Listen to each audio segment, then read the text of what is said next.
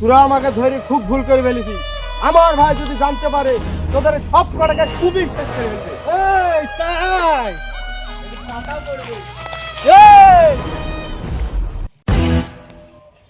মার শালাকে।